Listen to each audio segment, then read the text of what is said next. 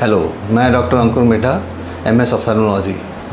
मैंने अपना MBBS Jodhpur medical college से किया है और SMS मेडिकल कॉलेज से मैंने MS किया है। MS के बाद मैंने वहीं SMS मेडिकल कॉलेज में लेक्चरशिप 4 साल तक करी और उसके बाद मैं प्राइवेट इंस्टीट्यूशन में काम करता। तो सर आज हमें ये बताएं आप कि कंजक्टिवाइटिस एक्चुअली होता क्या है? कंजक्टिवाइटिस आँख की जो ऊपरी परत है जिसको कंजक्टिवा कहा जाता है, उसका इन्फ्लेमेशन या इन्फेक्शन है।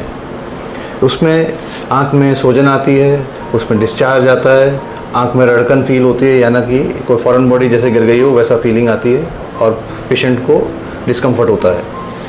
तो इस तरह की मौसमी बीमारियां अक्सर अपने को इस रेनी सीज़न में देखने को मिलती हैं। सर जैसा कि आपने बताया कि एक मौसमी बीमारी है, तो क्या ये कोई स्पेसिफिक टाइम होता है कि ये रेनी सीज़न में ही आती है, फिक्स्ड है बिल्कुल? नहीं, ऐसा नहीं है। आजकल ये पूरे साल भी मिल जाती हैं, पर ज़्यादा कंसंट्रेशन रेनी सीज़न में बढ़ जाता है क्योंकि ये बैक्टीरिया और वायरसेस ज़्यादा ग्रो करते हैं इस मौसम में। ओके सर, इसके सिम्टम्स की अगर हम बात करें, जब भी कंजक्टिवाइटिस किसी व्यक्ति में होता है या आई फ्लू जिसे हम बोलते हैं जब होता है, तो उसके सिम्टम्स क्या लक्षणों से नज़र आते हैं?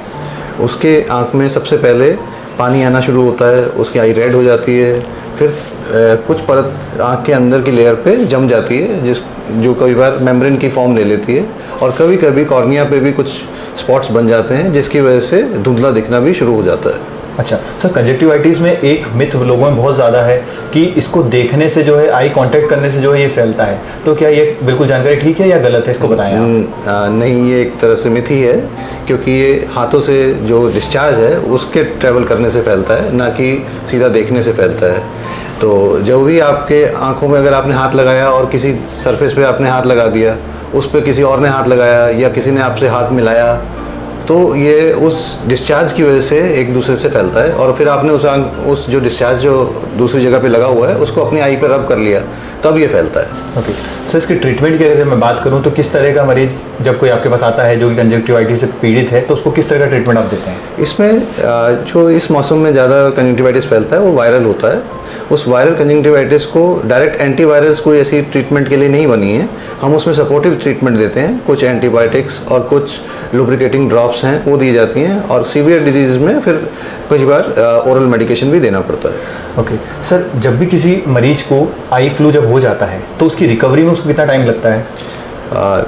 इसमें एक बड़ा ट्रिकी चीज़ है कि जैसे जैसे एज बढ़ती है वैसे वैसे डेज ऑफ डिजीज़ बढ़ जाते हैं।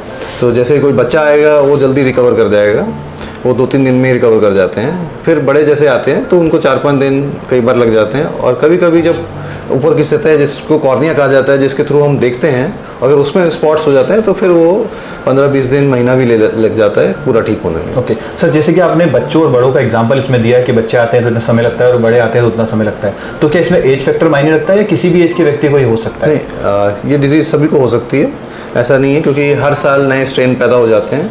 क्योंकि पुराने स्ट्रेन से इम्यूनिटी तो आ जाती है, जैसे इस साल जो डिजीज़ हुई है अगर सेम स्ट्रेन होगा तो हम दोबारा इन्फेक्ट कम होंगे, पर जैसे स्ट्रेन बदल जाता है इन वायरसेस का, जैसे आपने कोविड में देखा कि स्ट्रेन बदलता रहता है वायरसेस में, वैसे ही इनमें भी स्ट्रेन चेंज होता है, और नए स्ट्रेन की वजह से ये एकदम ज़्यादा कई बार फैल जाता है। ओके सर, जब इसके प्रिकॉशंस की बात करें कि मरीज को किस किस तरह की सावधानी रखनी चाहिए, इसके घरेलू उपचार किस तरह करने चाहिए जब भी उसको कंजक्टिवाइटिस या आई फ्लू होता है, तो उसके बारे में आप मरीजों को बताएं कि उनको इन चीज़ों का ध्यान रखना चाहिए।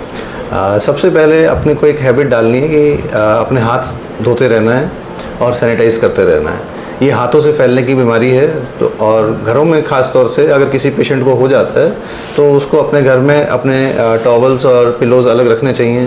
अपना जो भी डेली यूज़ का सामान है वो अलग तरह से यूज़ करते रहना चाहिए, और अपनी आँखों को रब ना करें। और जो दूसरे हेल्दी लोग हैं घर में, उनको भी थोड़ा सा अपनी आंखों पे हाथ नहीं लगाना चाहिए। तो ये सब प्रिकॉशंस लेंगे तो बचत होती है। दूसरा, अगर डिजीज़ हो गई है तो उसको आपको क्लीन करने के लिए गर्म पानी और कॉटन का इस्तेमाल कर सकते हैं, या कुछ वेट वाइप्स लोग यूज़ कर सकते हैं।